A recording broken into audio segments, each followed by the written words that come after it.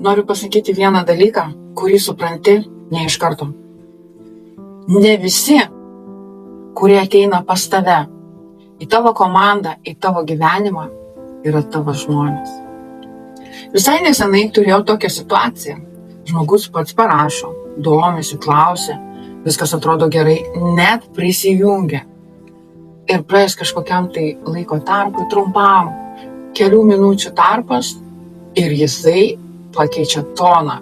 Jisai pasikeičia ir pasidaro visiškai kitoks, nei buvo prieš tai. Ir jisai pradeda kritikuoti, vertinti, jisai išreiškia savo emocijas. Ir žinai, ką aš tuo metu supratau? Kad čia ne apie mane. Žmonės ateina su savo patirtimi, su savo nuoskaudomis, su savo filtrais. Ir tu gali būti kiek nori aiškus, ramus, nuoširdus.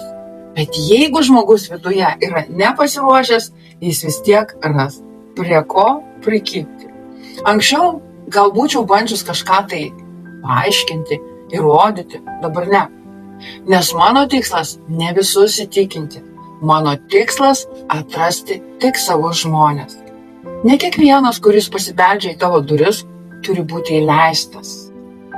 Ir kai tu tai suprasi, dings noras kažkam kažką įrodinėti.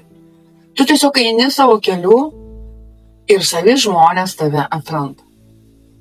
Jeigu tu jauti, kad tau artimas yra toksai požiūris, parašyk man ir mes su tavim pasikalbėsime.